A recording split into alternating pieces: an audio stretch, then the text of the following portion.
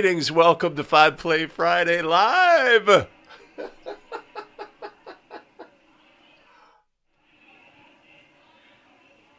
Hold on.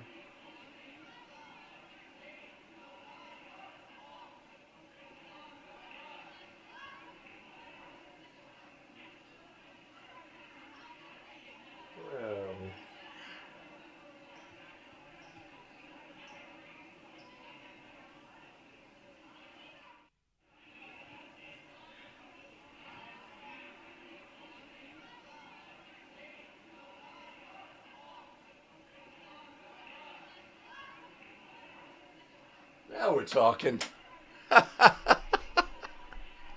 Awesome. Greetings, everyone. So glad to be back.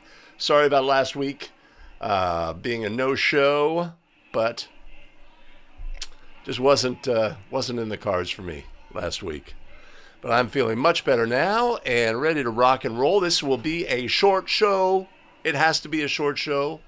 I have obligations I have to take care of. The middle of the country is dominating in the chat, despite Mike Goodwin making an effort from Alaska. We've got Sioux Falls, South Dakota, Rick from Montana, Jason from Missouri, Tom from Ohio, and Ted from South Dakota. Ted, we've got your play on here today. Tom Hickey recovering from knee replacement surgery. Ouch. How is I think you go quickly into rehab, yeah, in that situation. How is that going? Are we taking tentative steps? I hope that all goes well for you, Tom, and that you are ambulatory and able to get up and down the court again soon. Show supporter Jacob Krause is in the house. Yeah. And my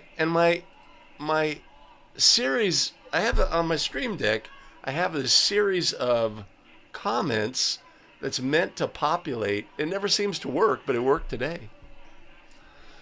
Awesome. That's show supporter Mike Connors. Awesome. Tremendous.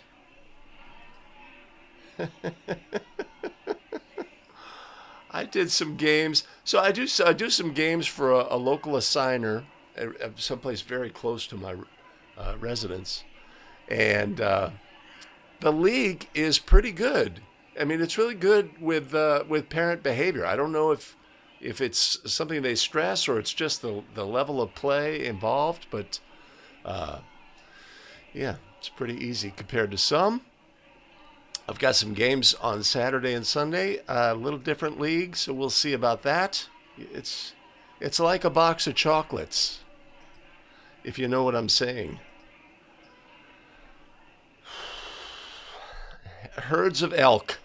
Excellent. Chris, I hope all is well. I do not think I have any of your plays today, even though you have. That's why I say, is this the finale? I don't think so. I think I've got additional plays. Yeah, I don't see any reason to really truncate or end the 5 Play Friday, because there's going to be plays. There's going to be NBA plays. There's going to be Final Four plays. There's going to be stuff. So yeah.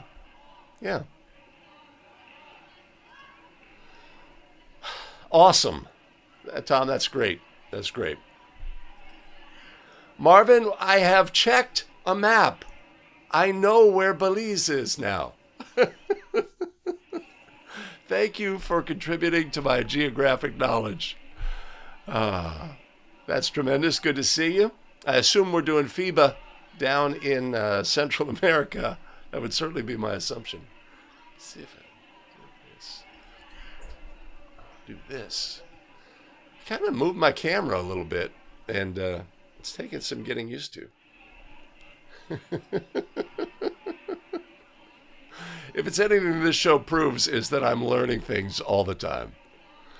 Michael Hogue is in the house. His bracket is impeccable. He picked all Final Four entrants. Yeah. Final Four, NBA playoffs. Thomas, what happened to the Bucks last night? No, wait, who got beat? Was it the Bucks? Yeah, I know that feeling. Adam Pruitt, good to see you.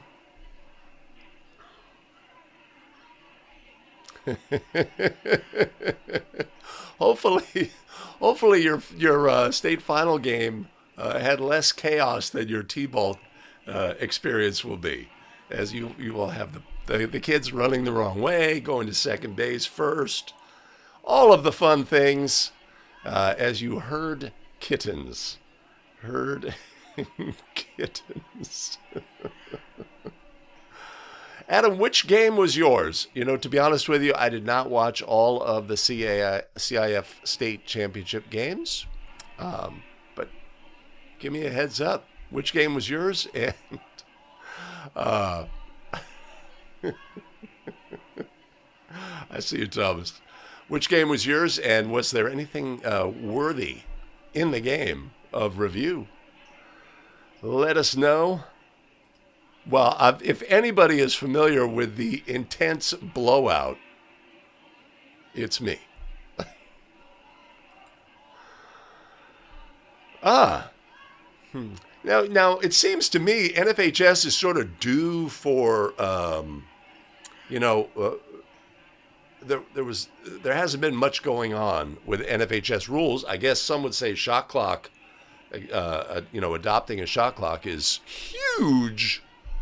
But since it's trickling in, it's not, it doesn't seem all that impactful. All right. But here's the deal. I cannot dilly-dally about. I got to make this show happen today. I got to get out the door in a timely fashion. It seems like I have to sit over here. My camera seems shifted over there. I'm in a little bit of a twist. But the show must go on. Is that the circular file cabinet? Zooch is here. Oh, thank God. Now we can get going. Is there possibly a bonus play featuring Zooch? Could be. I'm not sure what that means, but I'm oftentimes the last to know. All right. Boom.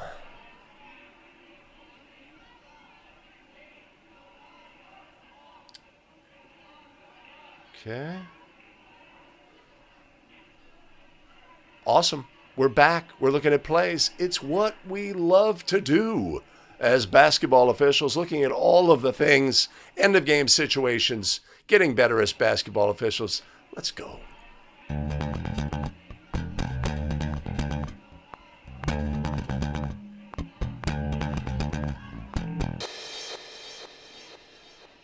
Greetings, welcome back to 5 Play Friday, the show where we analyze game video to get better as basketball officials. Our first play today is a You Make the Call play. As always, let's look at play number 1. What do you have on this play?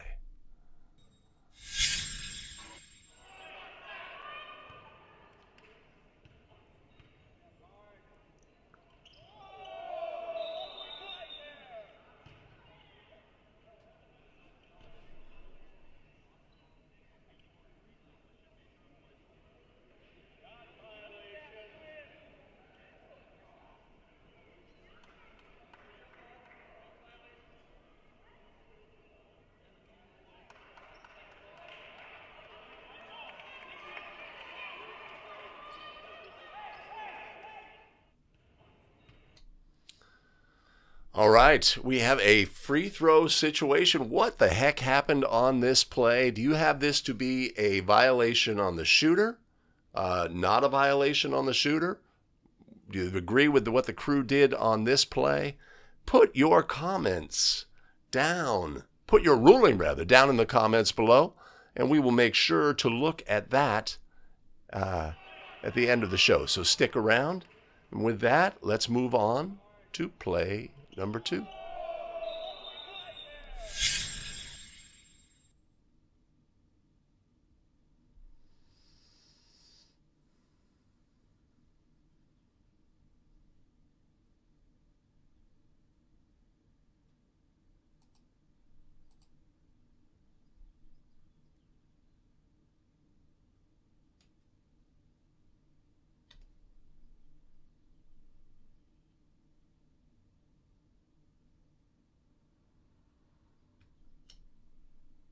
All right, a controversial play from an NCAA tournament game.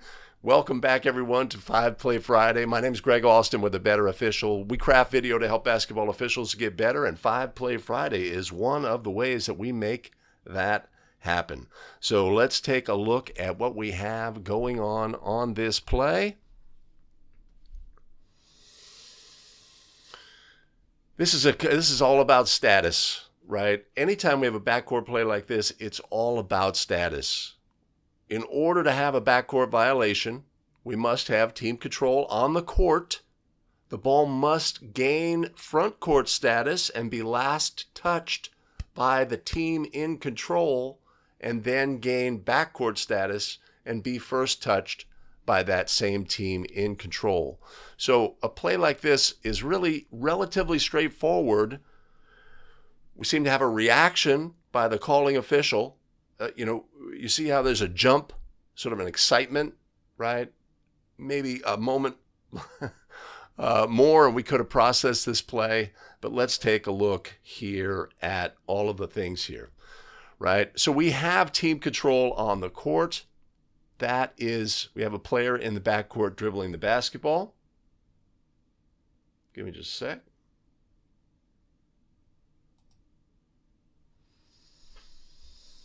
And the ball is passed to a player. Now, a player's status is always determined by where they are in contact with the court or where they were last in contact with the court. This player is clearly in the front court. They have front court status. That is not a question here.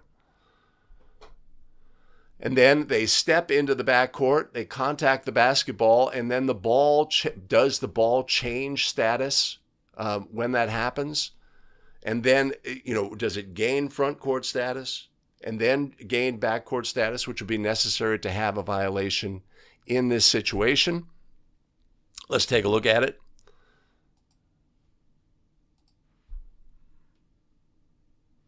Possible foul, right? So the timing here is really critical.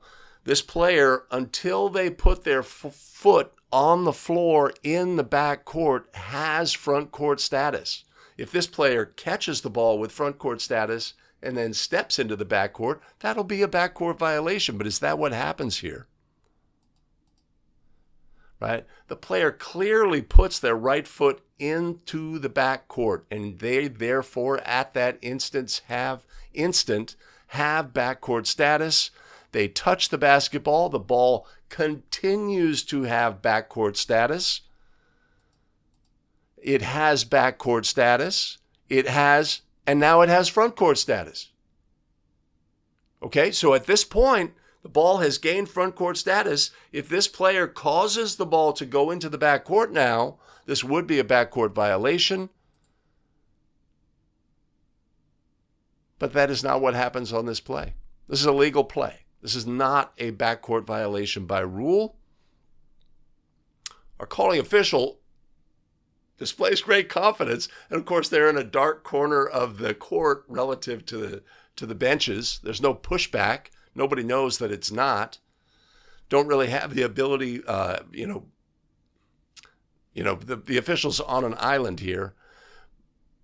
But the question is, does the contact with the basketball, which occurs first? Does the foot gain contact with the floor and then the touch of the basketball? Which in my judgment, it certainly does.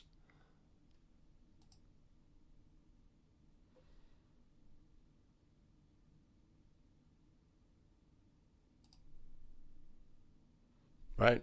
The ball has yet to be touched. The foot is down. This is a legal play by rule.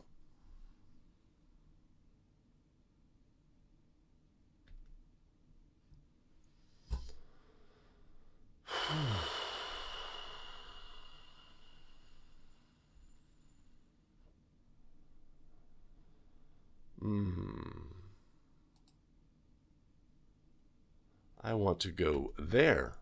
Yeah.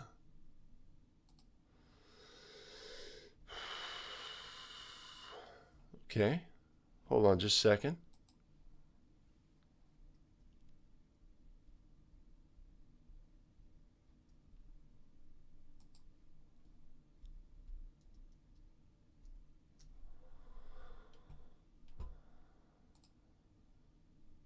You know, that the jump, I don't know what led up to this, whether there was a similar play that was close, etc.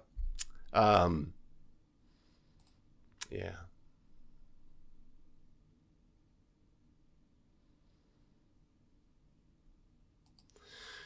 Okay, Marvin, I don't know if there's a discrepancy between FIBA and high school and NCAA men's. The status of the player, even though, yes, they had established front court status, they could be running around in circles. They could spend, 8 seconds in the front court with front court status. But the instant that they touch either the division line or the back court, their status changes. And that's the thing, is a player's status change.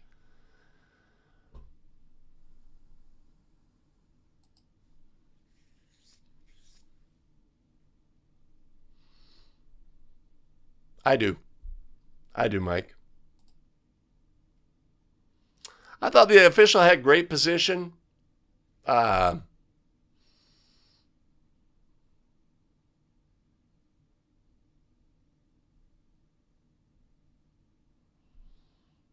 hmm,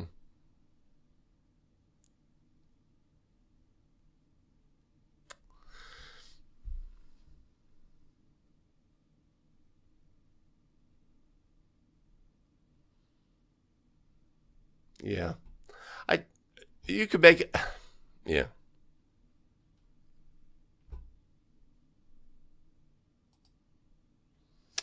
I agree, Sean. High certainty would be a thing we would look for here.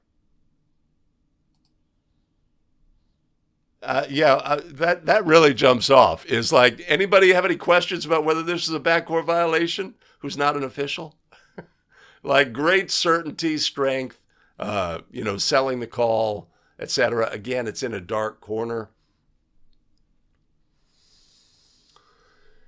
Craig's in the house. Good to see you.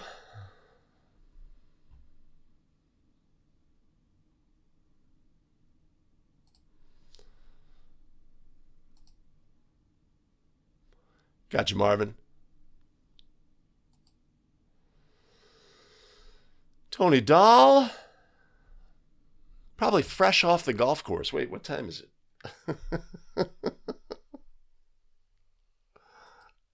Wait a minute.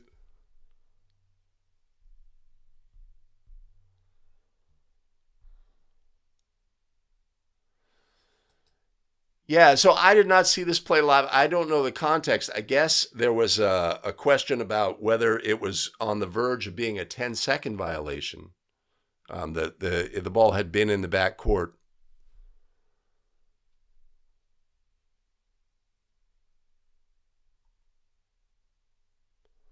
The timeline. Oh.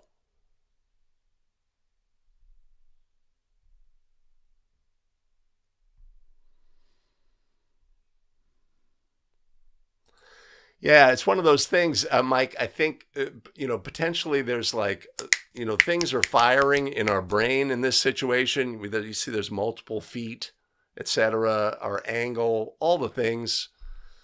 But great sell of the call. Great sell. Mm. And maybe that's part of it, like the tension of our awareness of the shot clock situation. It's sort of creating a tension in our brain. Yeah. Tis what's tis. Tis what it is.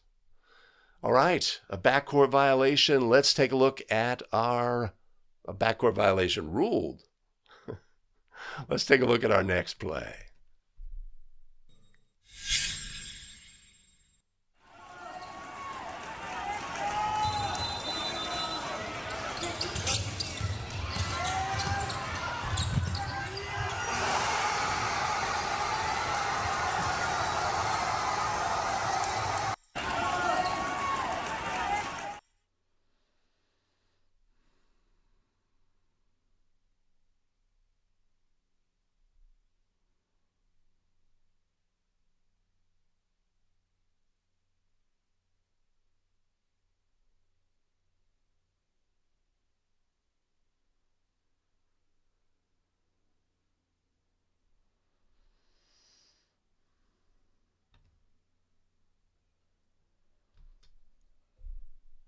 All right. End of game, playoff game, end of game situation, 2.5 seconds, inbound the ball. The first try misses. The ball is tipped in. Was this legally tipped in? Did our officials have a great view of the play? What are all of the things on this one? This almost brings it into question. If we had high quality video review, what would we rule on this play? It seems pretty obvious, from the initial view that the ball is on the ring when it is contacted by the offensive player.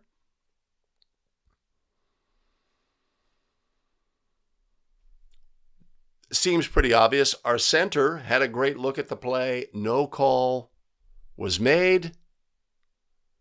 Did not share that opinion. Let's take a look.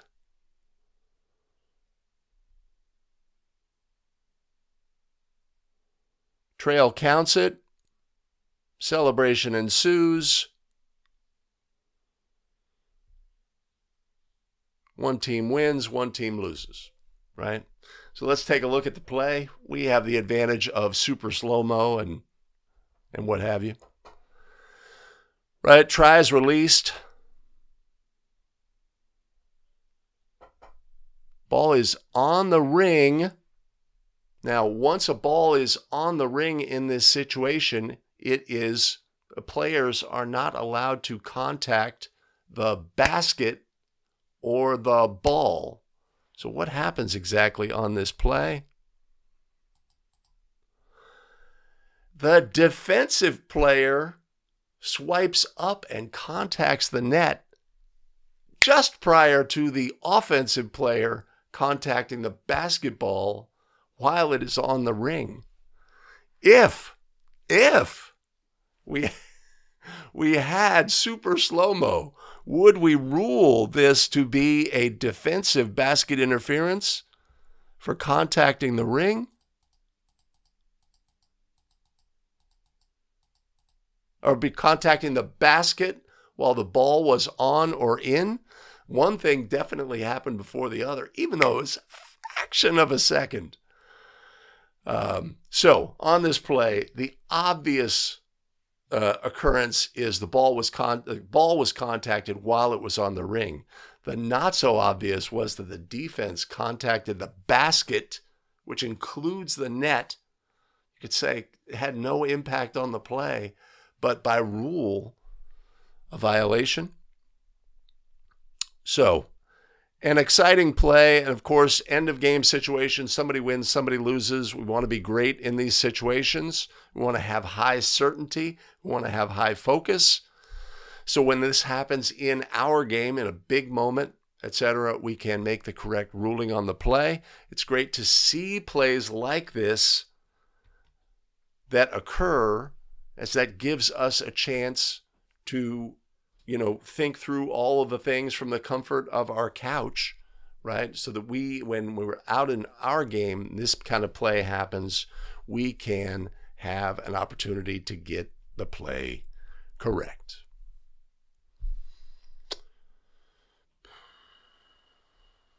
And getting plays correct is what we are all about here at 5 Play Friday. And one of the ways we can make that happen is tremendous show supporters who help fuel our broadcast. Who is up on the show supporter big board? James Frazee, Yvette Perry, Aaron Wall, Jacob Krause, and Mike Connors. Much appreciated, much love. You want to support the show? Indeed. There will be a link in the show notes below, and I'll make sure to put one up above. That worked. I'm happy.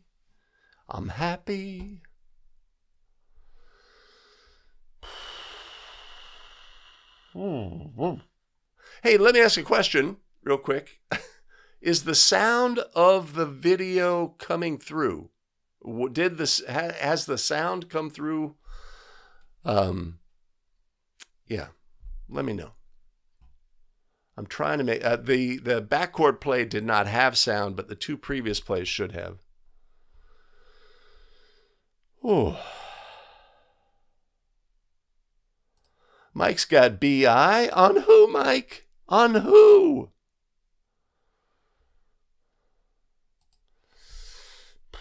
Yeah. Yeah. And there's...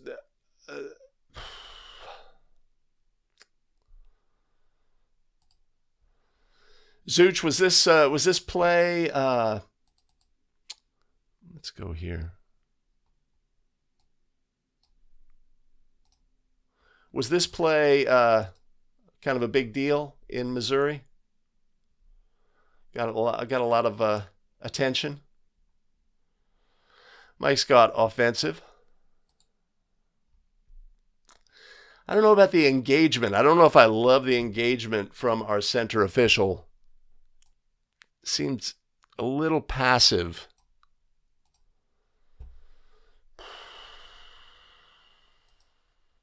Sean's got BI.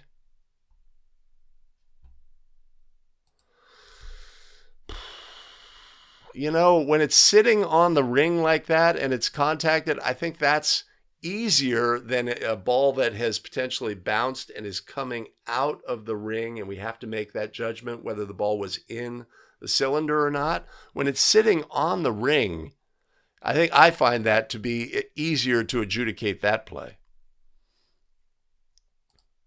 Anthony, good to see you in the chat. That would take that would be a dramatic event if we are coming in no shot, right? And we're pointing at the basket, no goal, right? That would be our chance. I did not think that was in the cards for our center official on this one. On the rim. It is, Ted, almost at the same time, but it definitely occurs before. I mean, not to the naked eye. I wonder if this play occurs at the NBA level. You know, what they are going to adjudicate, how they're going to adjudicate it, whether they would have the initial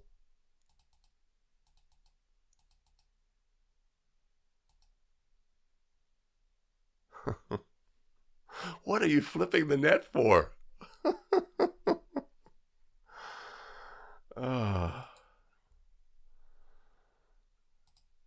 The ball was contacted before the horn, Greg.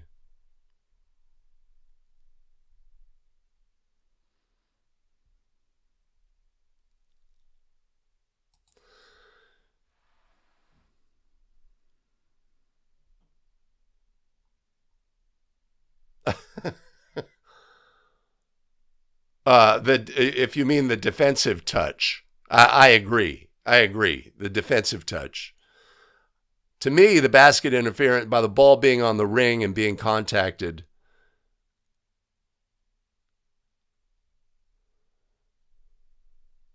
Okay.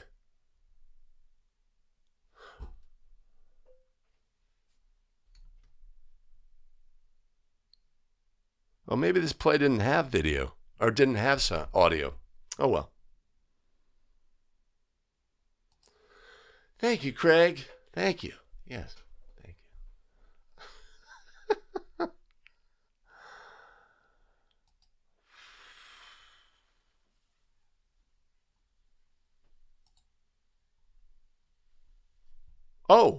Oh, this was Michigan. Ah, thank you, Larry.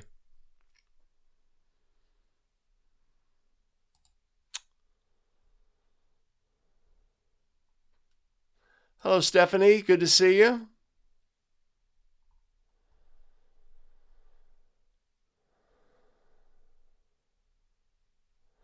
Sean doesn't like our trails position.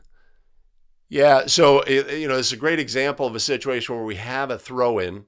We want to have great position for the throw-in, and then sometimes we end up and we stay stuck and we never get back to, I mean, obviously after the ball is thrown in, the play goes to the middle of the lane, and that is the entire game. And sometimes we just end up being stuck in our trail position. But yeah, if our trail made an aggressive move down to become part of the action, not that they're necessarily, we have to trust our C on this play. Are we going to come in as trail on this play? That would be tough to do. Doable, but tough.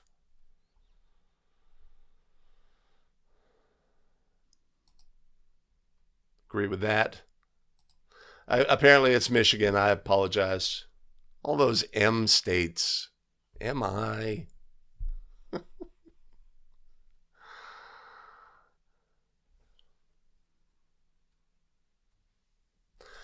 Yes, I saw that as well. I think that may have happened at the NCAA level as well recently.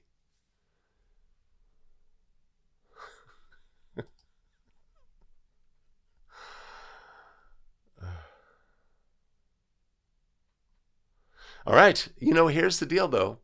I cannot tarry. We must move forward to our next play scenario. All right, let's move on. Next play.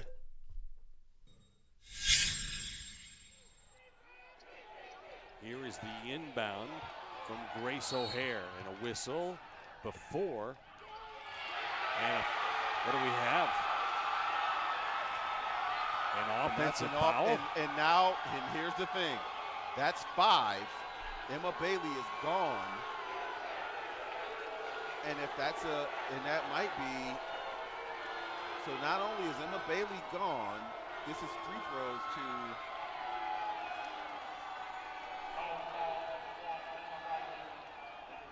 So Emma Riley with the foul. That is not a player control foul. That is a screen. And it's a 2-shot opportunity for Karina Joffitson. Well, and I think he called for a push-off.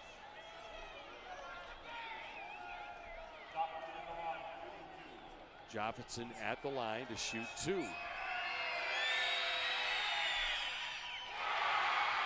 45-44, Barriga with the lead.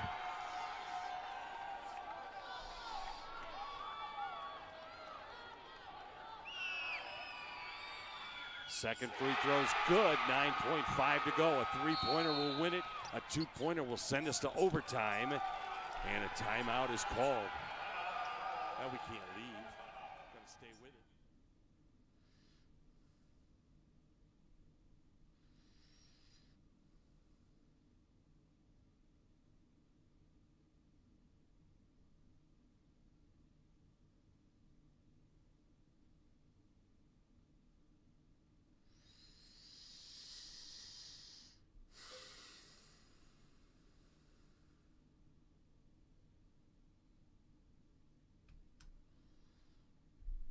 All right, foul during a throw-in by the player on the throwing team. Bonus free throws awarded. Critical end-of-game situation.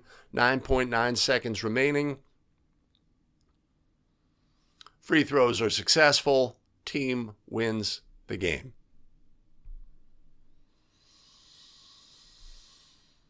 This is not the time of the game where we want to be making mistakes like this, right? If this is a foul on blue 1, a teammate of the thrower, during a throw-in, this would be a team control foul by rule. There would be no free throws attempted.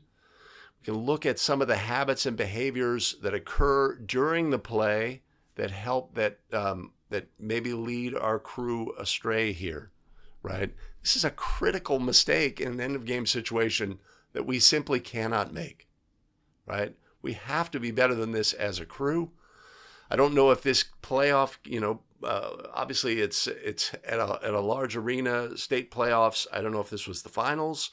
Do we have somebody at the table, an alternate official who can help our crew here? I don't know the answer to that. But if we look at the habits and fundamentals at the spot of the foul, Have we identified this as a team control foul by rule? No. Is that a good clue to us that we should always identify these plays as team control fouls? We see our center official. Our center official comes in reacting to the initial whistle with bonus free throws, and then they freeze for a moment, right? Let's take a look at that. Right, so we have screening action. We've got competitive action off ball. We do have a hooking action by blue 1.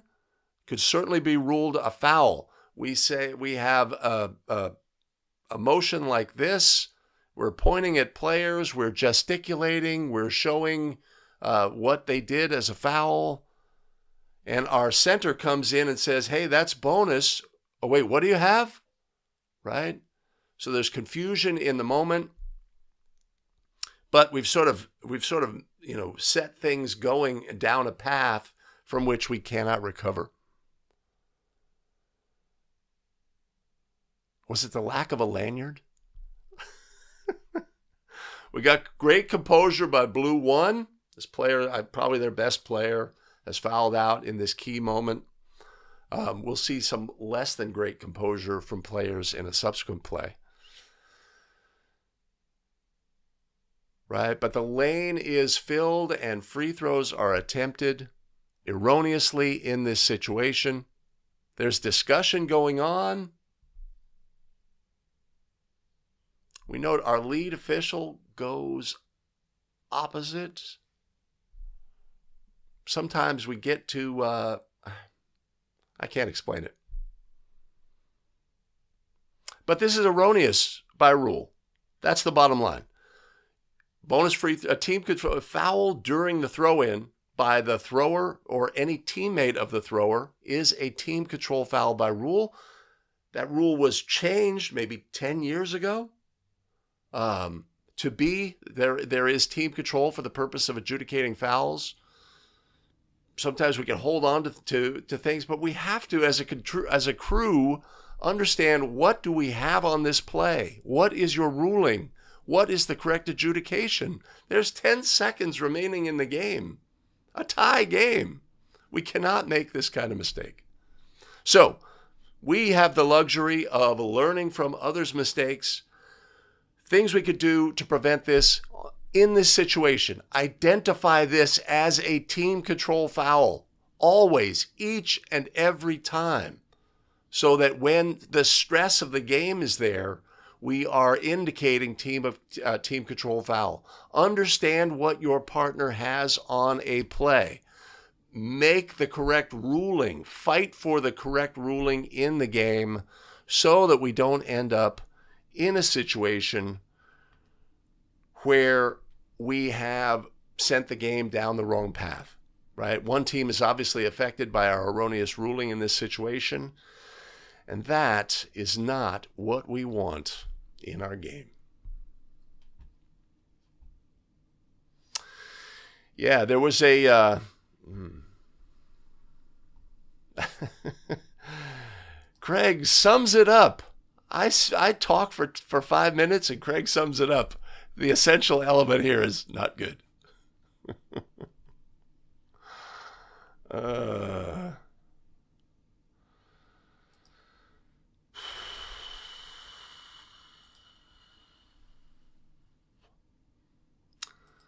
Terrible. Wait. I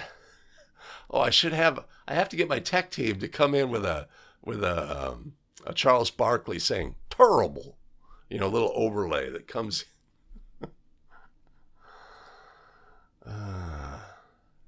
If I'm the alternate official on this game, I am standing on the table, jumping up and down. Let's take a look. Can we identify whether there's an alternate at the table? Also note that the clock ran from 9.9 down to 9.5.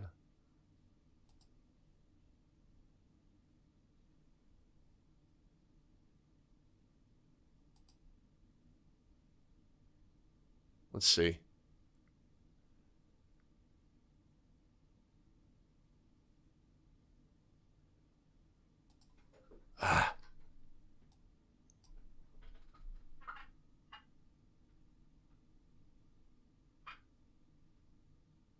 Hard to tell. Oh, you can't see. I cannot tell.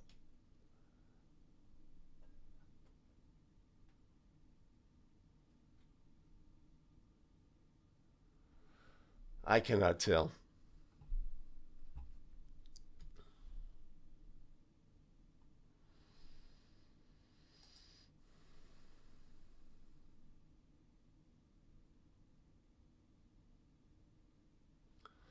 Yeah, so adjudicating the play, right, in this end of game situation, we obviously need to know the impact of our whistle, right? If we're just talking about the play itself, okay?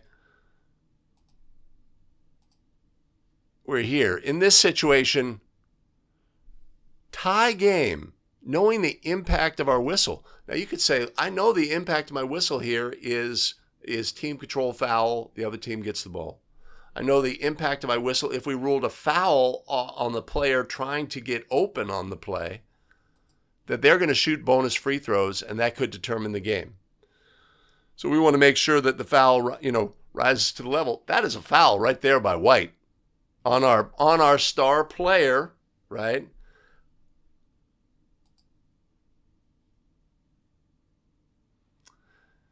But indeed, that hooking action rises to the level of a foul as well.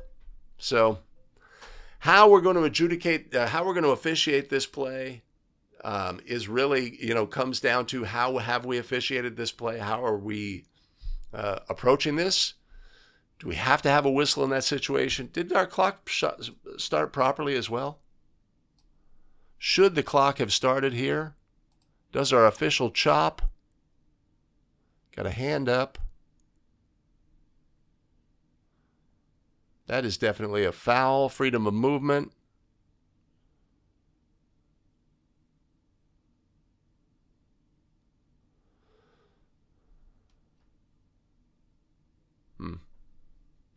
Yeah.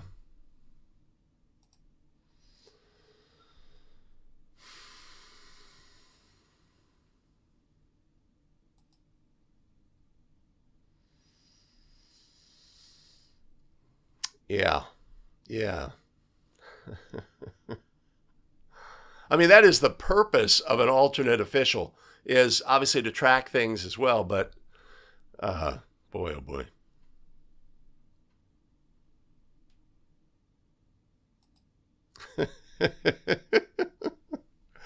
No, they were not.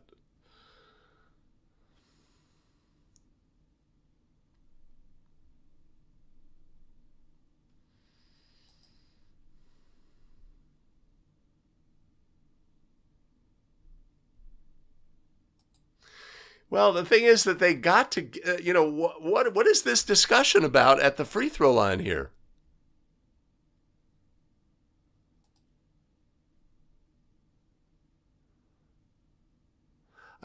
We can see how potentially we're going to rush through and not have a discussion, and the game is just going to proceed, and then we're going to at some point later realize, most likely after the game, right? What's this discussion about?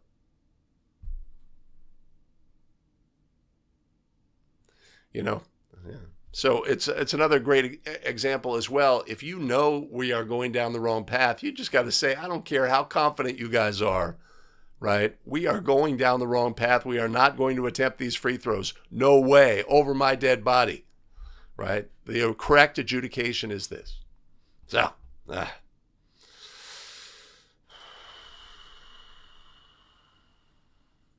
yeah, I think it's at some like in Washington, they have the ability for third party, like state officials, to intercede in a game, in an end of game situation, which is interesting.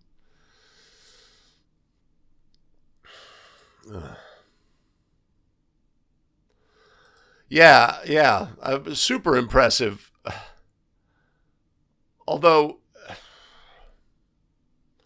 I mean, one of the safeguards, one of the rails that we have in our game is the a stakeholder in the game saying, no, no, no, no, right? Our coach could go to the table. I need a horn. I need a horn. Correctable error, jump up and down. This is wrong, etc., right? We just don't have it from anybody in the game.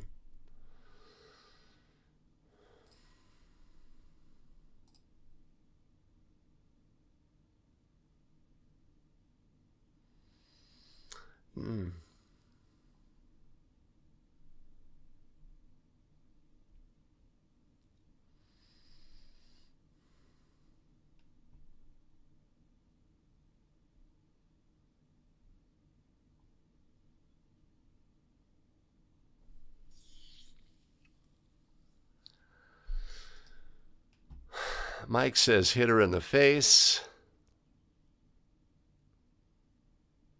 Let's see.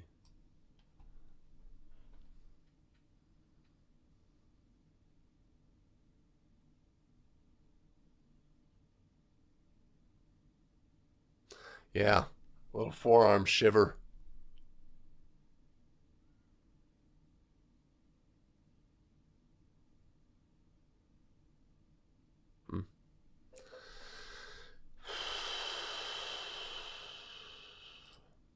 No way you're coming up intentional there.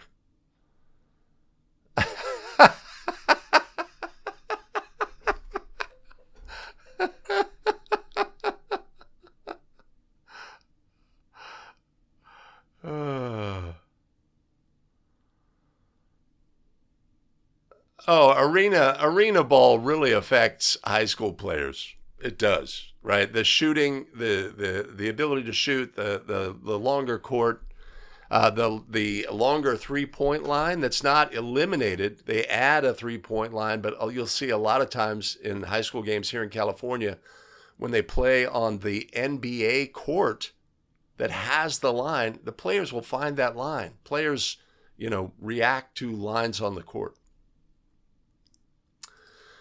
I don't think protest is ever an option.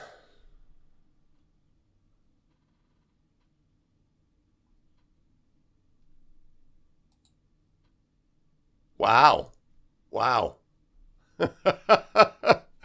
I support their decision. Somebody has to take action here. Go blue. Dave, we are in the house. We need an update from you, how you are doing. Yeah, man. I have never been an alternate for state finals. I know I would be very proactive, right? So it's interesting to think through, what are you going to do? It's like, first of all, ask your crew, what do you want me to do? What do you want me to do on this game? I will track fouls. I will make sure that when we are shooting bonus free throws during the game, that we are indeed at 7 or at 10. And I will track all of that. I will make sure, I'll just sort of keep an alternate book. But I tell you, if I see that we're potentially adjudicating something incorrectly, do you want me to come in? Do you want me to raise up a voice, etc., and interject into the game?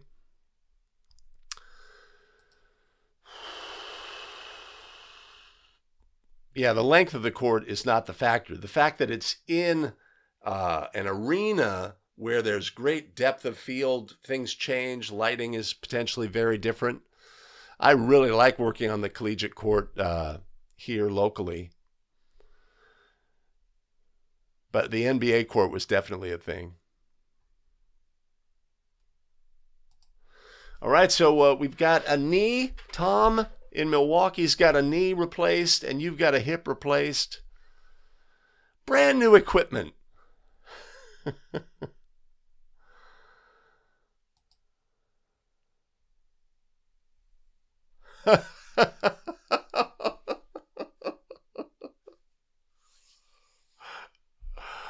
Oh, awesome. Awesome, Adam. Well, so Dominic, should I attempt to do this? No, I'm not going to. Just prior to this throw-in, there had been an illegal screen ruled on the opposing, on blue, no,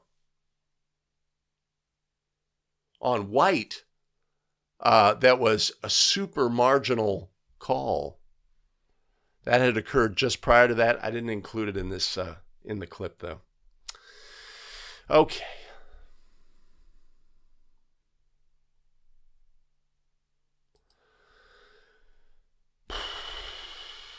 Well, I mean, the bottom line is we have an amplification of grave mistakes. And obviously, if we're in a playoff situation, grave mistakes are amplified, right? First of all, they are exposed. Everything's on video, and they get amplified because one team is unduly harmed.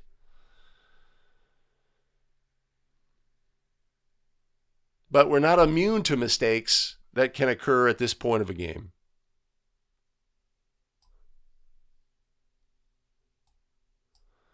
There's our clock starting.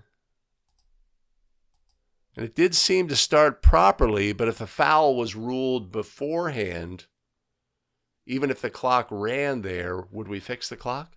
I would. All right. I cannot tarry. I cannot dawdle. We have to move on. We have to move on. Let's look at our next play. Something's got to give here over the final 16.2 seconds. Bo out in front, 37-36. Coach Meter putting the finishing touches on whatever he drew up in the huddle. And he's going to send his girls onto the floor here. This thing should be decided one way or the other over the next 16.2 seconds. Let's see. If I'm Kennett, if I'm Bo, I'm fouling. I'm going to foul, and after about 2 or 3 seconds here, I'm going to foul. Let's see now. what they do. Foul. Chin, they're going to play on 10 seconds. Up top, McClellan. Go down to 5 seconds. Chin up top, down to 4. Back to McClellan with 3. McClellan runs into a double team, and a foul is called. Is it going to be on the floor, or was it in the act? Two shots. Two shots. Two shots on the way. Now the question is, how much time are they going to add to the clock?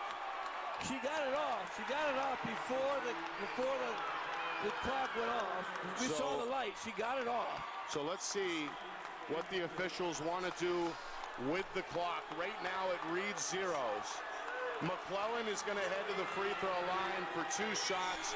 If it's 0, everybody should be back off the line, though. Right now, everybody should be back 0, right, Nick?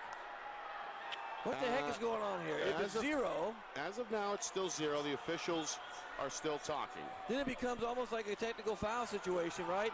It's 0, everybody's off. If there's no time left... That's what they're doing now. You're right, you're not allowed on the lane if there's no time left, so they are going to clear it.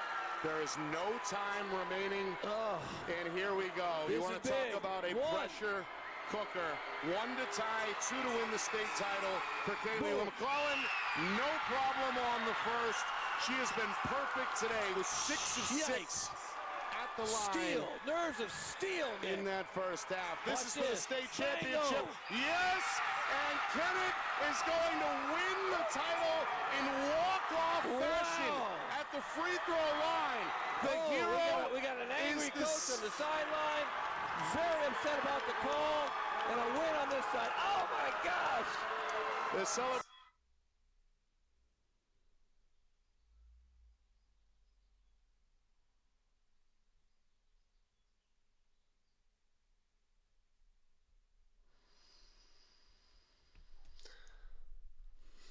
Okay, end of game drama, state championship. I think New Hampshire is here. We have a foul ruled just prior to the expiration of time, but clearly there is time remaining.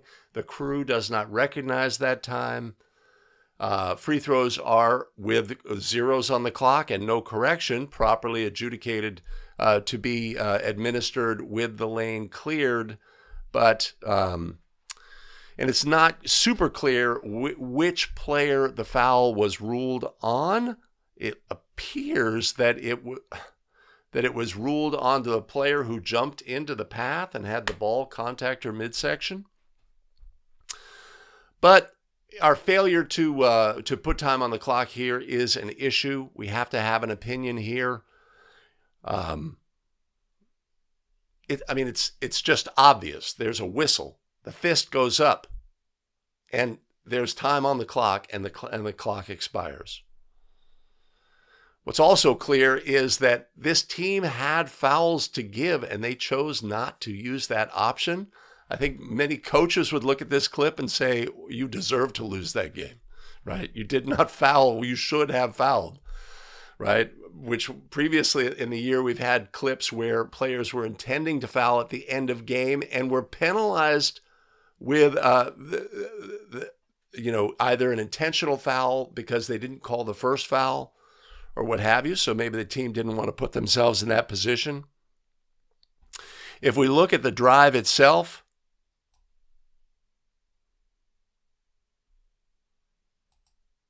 all right, we have a player jump into the path. They are moving with their arms up in a vertical position. The ball contacts their midsection. That player did not foul. If we look at the inside action, 22 White has hands on, hand across the arm. The ball is already gone. If the ball is already gone at this point, is this incidental contact? You could debate the call itself. And that's fine. We could debate the call itself. That was a foul, that was not a foul, etc. But the official made a ruling. They put a whistle on the play. But we need to identify that there's time remaining in this game. We had every opportunity. If you are the center official here,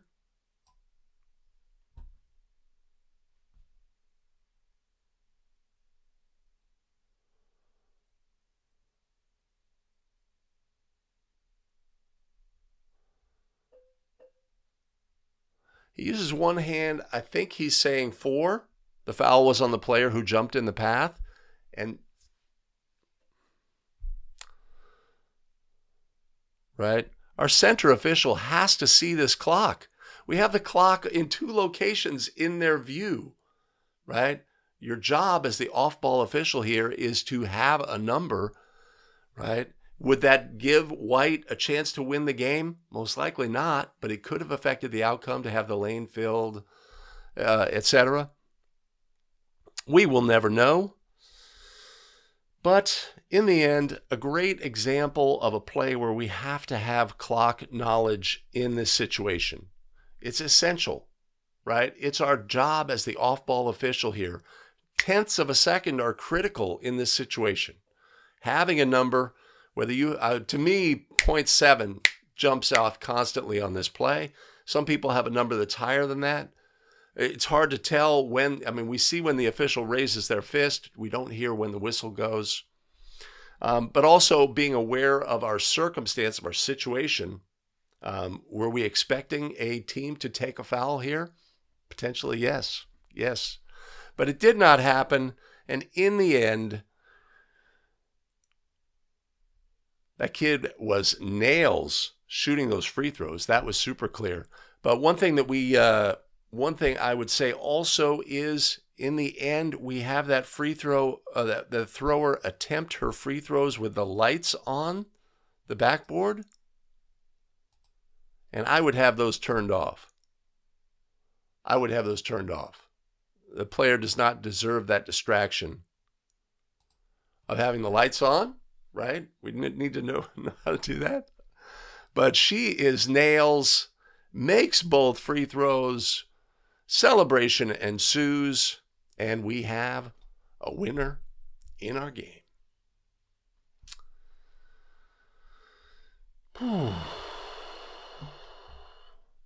Yes, on that previous play, Chris, you were not seeing things, which just doesn't inspire confidence. Jordan Trupner is in the house. Now, wait a minute. I saw a super chat come in. Where is it? Wait a minute. I'm going to get that in a second.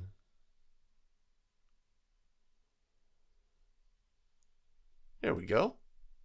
Thank you, Jordan.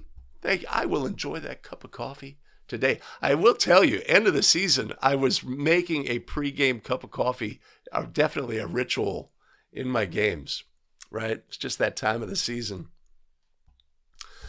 All right, so what do we have on this play? Do you agree with the foul call? Do we get the right fouler? Oh, there we go.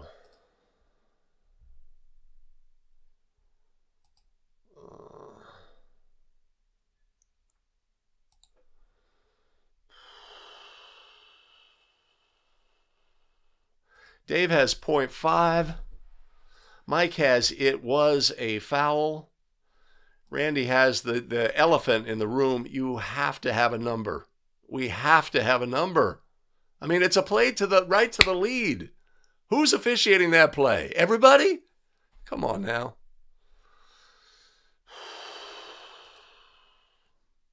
Mike's got 9. Like I say, 0.7 really jumps off to me.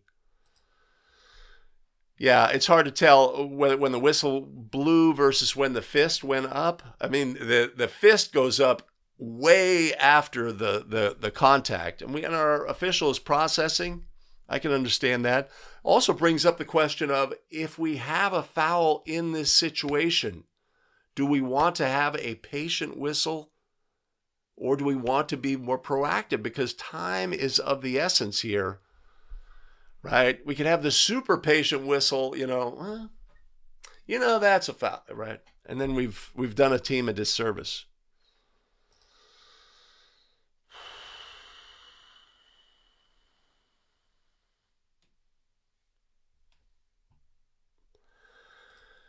We do not like that, Thomas.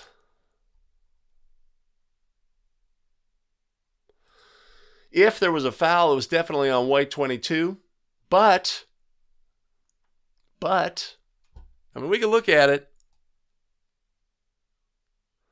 We've got, so this is, the other thing in this situation is the teams stick around for the award ceremony. They bring out the table, and we're giving medals to the team that lost, and then medals to the team that won. And our team that lost did not comport themselves in a fashion that one would call showing a lot of poise. Let's put it that way. There was snatching of medals and what have you. So there's that.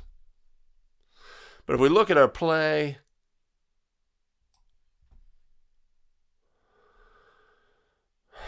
right. So another question here is, we know they have fouls to give, right? We know they have fouls. Again, knowing the impact of our whistle on the play.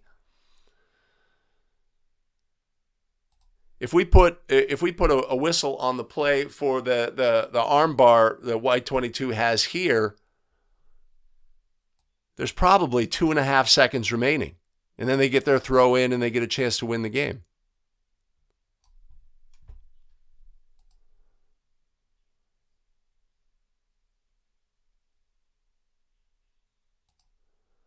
It's about 1.9. Would our crew know that, though?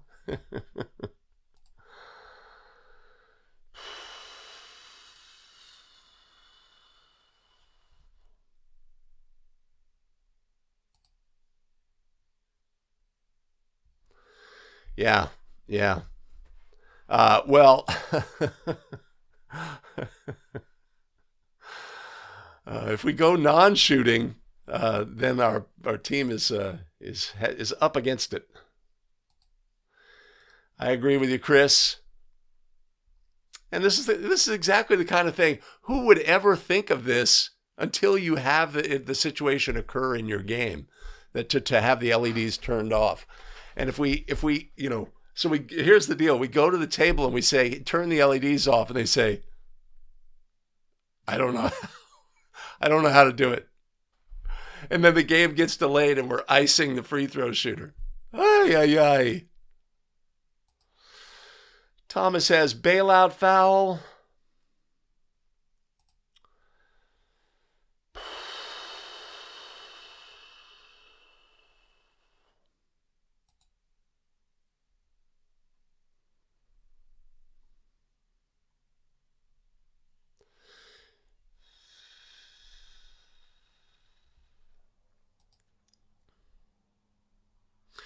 Yep, I agree with you, Chris. That jumps off as well. We're allowing White to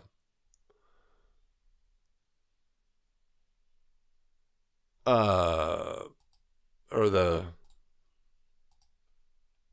the blue team is allowed to stand prior to the throw-in.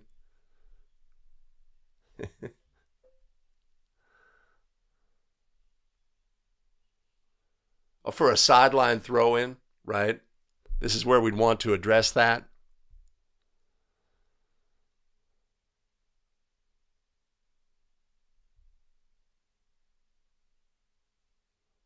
And we'd also want to make sure our coach is away from our thrower, which they are in this situation. Yep.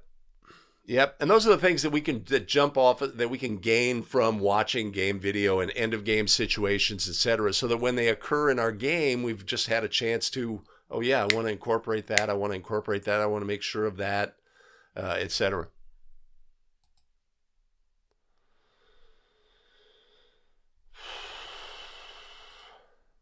Hello, Edward. Good to see you. Thank you. I'm glad I'm feeling, oh man, I did not feel well.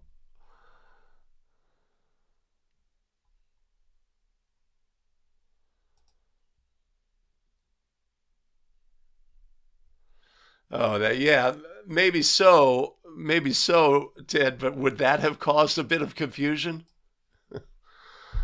All right. Okay, cool. All right, let's see.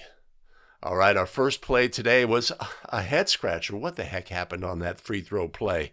Let's review play number 1.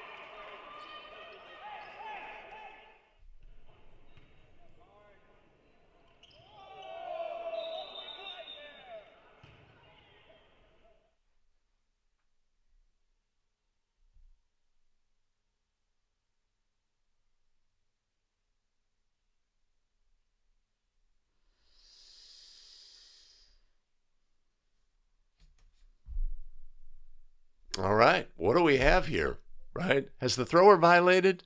Has the opponents of the thrower violated? What the heck do we have? It appears our crew ends up going with the possession arrow, which would indicate simultaneous violations on the play. But it's a real head scratcher, and one that really puts pressure on us if we're taking a moment prior to a free throw. And it's always funny to see players crash into the lane. But if we have a thrower, by rule, by case play, if the thrower actually fumbles the basketball, the responsibility, even as unfair as it would seem in this situation, where, you know, our players in marked lane spaces are players at the starting line. And the slightest thing will send them in, right? Once they anticipate the player's release, etc. And when the energy of that release changes, they are going to come crashing into the lane. But by rule, they are responsible to hold their position even in this situation. So we've got players crashing into the lane. players in marked lane spaces. What else do we know in this situation? If the defensive player goes first and draws the offensive player in, is it the responsibility of the offensive player or simply the defensive player? Do we ignore the violation by the offensive player? There's a lot to process on this play. This player does not seem to be holding the ball properly when they start their initial movement. It does not appear that this was an intentional fake. So that leaves us with, okay, it's what has occurred on the play. If our ruling is that both teams violated, simultaneous violation, even if it was the first of a 1-and-1, which it must have been, or the final free throw, then we would go to the possession arrow for the resulting free throw, and that appears to be what happened on this play. So it's not something you see every day. There's two things we have to adjudicate here. One is, did the player intentionally fake? To intentionally fake is a violation on the thrower. The free throw has ended. It is a throw-in violation, and the ball goes to the opponent for an end-line throw-in. If it was not, if the player fumbled the ball, it is not a fake, and then we're going to adjudicate based on the actions of the players in marked lane spaces. So it's not something you see every day.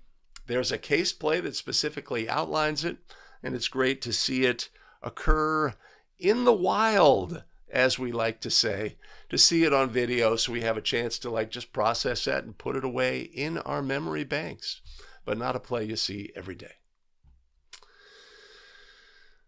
Trevor, good to see you. All right, Ted, what do you have on this play? Did we go simultaneous violation? Oh. Did the clock run? Did I miss that? No. Okay. Thought I saw something else.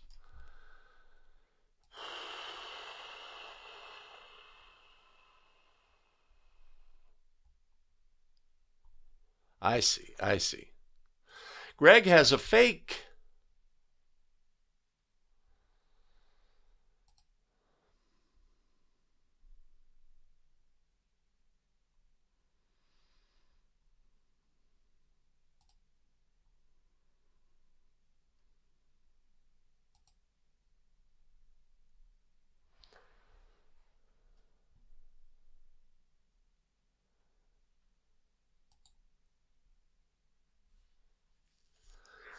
So you had, it sounds like, Ted, you had simultaneous violations on the play. That was the ruling.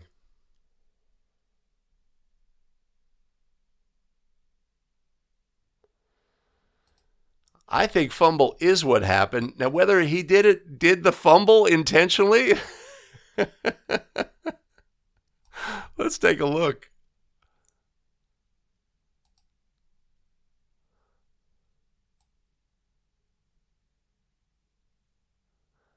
Looks like the ball's sort of sitting on the heel of his hand a little bit.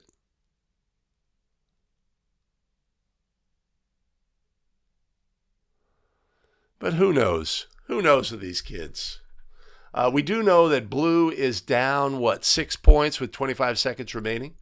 Is that a factor?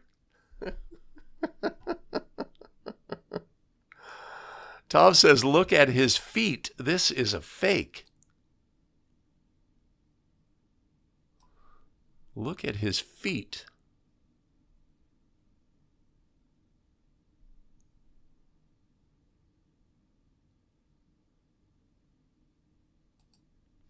Possible.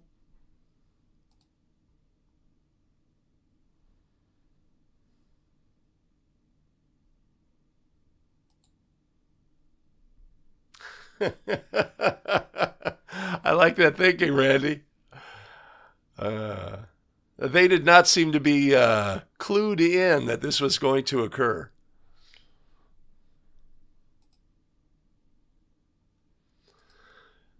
Good morning, Trayvon. Gotcha. Yeah, so simultaneous violation was the ruling.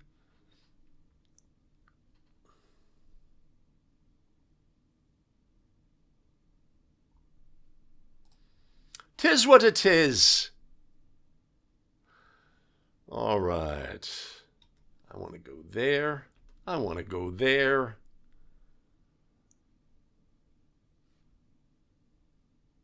Yeah. Yeah. Yeah. How about a bonus play?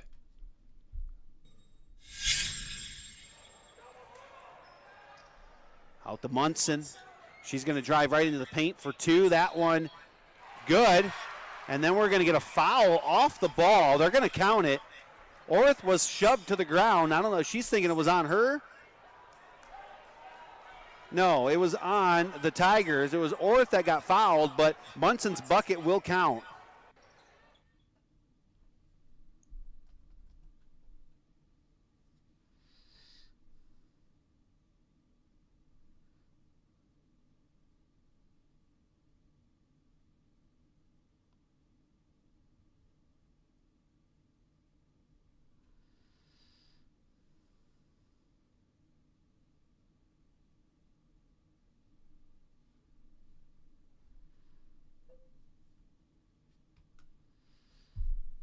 All right. Great get by lead. Dakota Ted is in the house, right? Great example of, officiating all of the things on a play like this. We can analyze our movement, who is officiating what, our position on the court.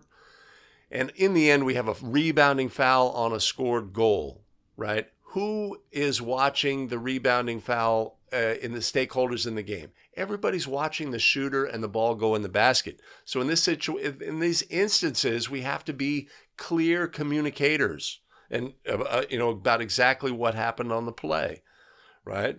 Ted does a good job here of indicating the foul. First of all, being aware of the foul, obviously, an obvious foul, etc. And then we're telling a bit of a tale. We've got a push. We're scoring the goal. We're going to have an inline throw in, etc. We're going to put a lot of voice in the game in this situation because everybody's confused. Give us guidance. What has happened? Tell us, ref.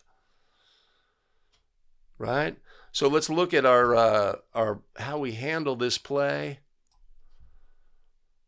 First of all, I like this player on the wing.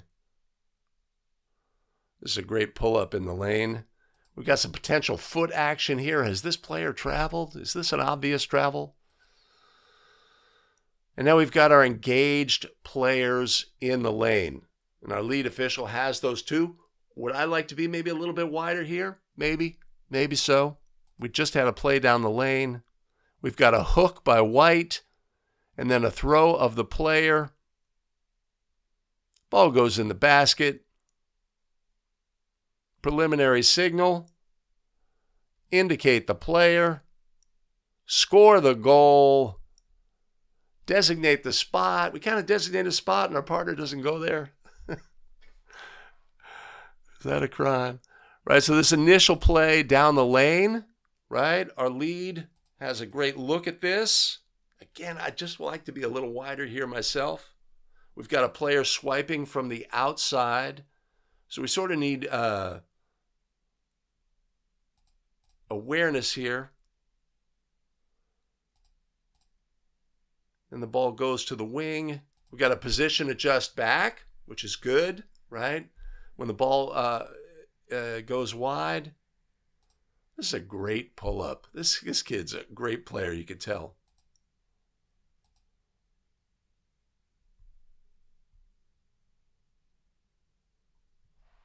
Yeah, so great job by lead, staying in their primary, getting the first clamp, right? Understanding what has happened first here is really important, and then getting the obvious displacement on the play. A good play for review, and a great example of doing a lot of things correctly.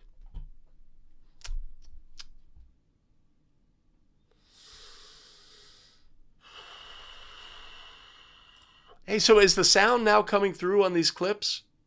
I can fix it in post, but like that previous play from New Hampshire, the announcer saying, I would foul right here. I hope they're going to foul.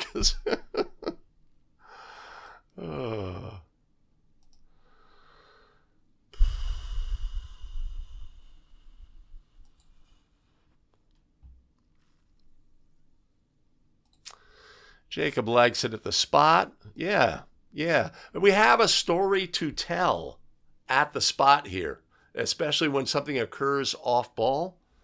And so we need to just recognize that nobody, our partners don't know, the coaches don't know, the players don't know, the table doesn't know, etc. So we just need to be extra communicative, and that's what a chance for our habitual spot of the foul mechanics to shine.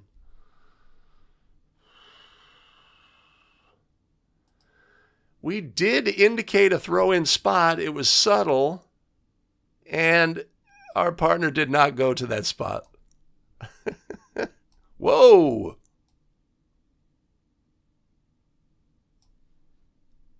There we go. Let's see.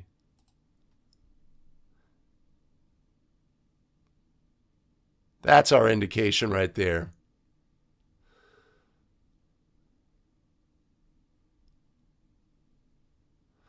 You know, it happened in the middle of the lane. It's taking the ball out here, you know. But again, we're being super demonstrative, etc.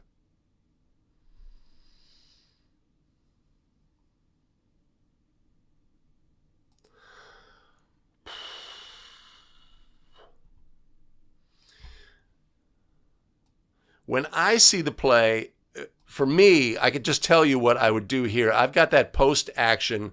I'd like to be a little wider to officiate that. I would just like to be a little wider.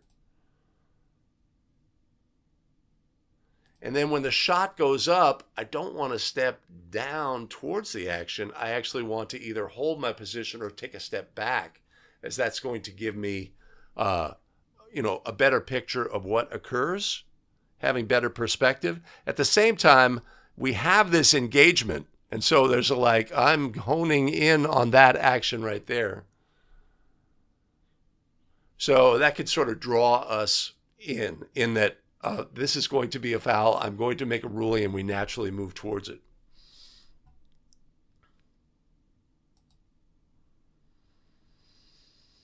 And of course, if we were in the bonus here, the team, our player who was displaced would attempt bonus free throws. Okay. This is good. This is good, Randy. This is good.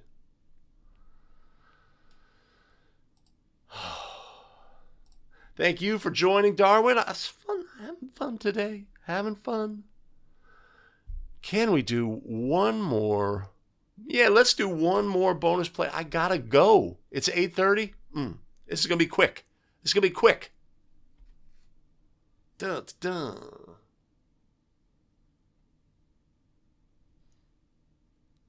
Another bonus play? What? We're ready to tip it off here. Wednesday afternoon. And we're off to a misfire. Not very often does does Audie lose a tip, but you know.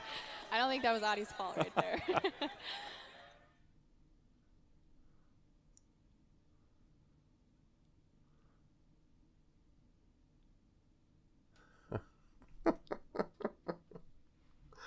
I don't know, man. That looks like a jump ball violation to me.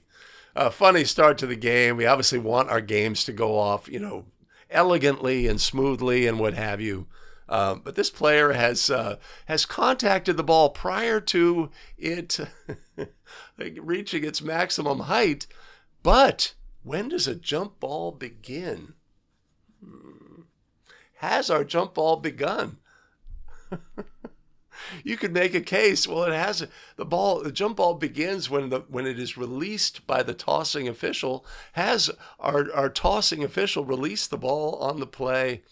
You could pick nits.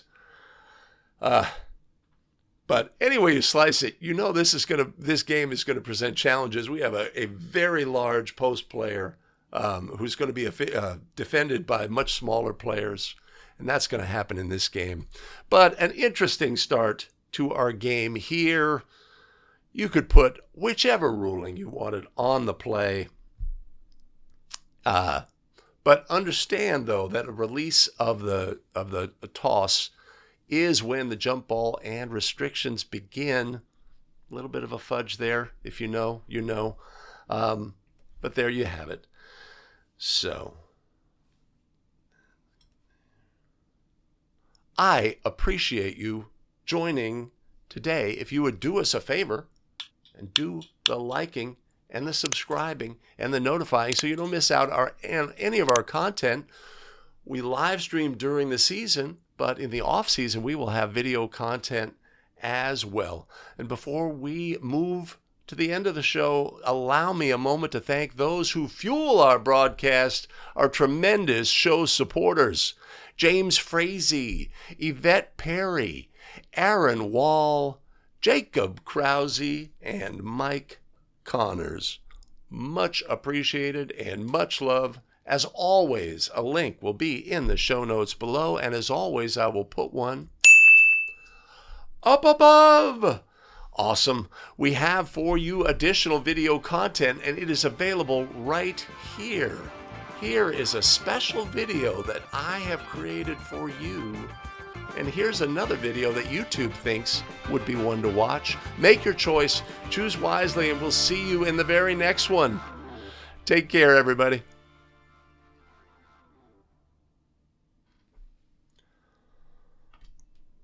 Ooh, nailed it. Nailed it. Thanks, Ted. Appreciate you joining. Appreciate the clips. Awesome. Chris, we will get to your clips next time. They were so extensive. Oof, my knee. Ay, ay, ay. Thanks, Edward. Appreciate you. I am going to wrap it up. I got to get out of here. I appreciate everybody joining. We will see you next Friday. Yes, next Friday for 5 Play Friday Live. Appreciate y'all joining, and make it a great one.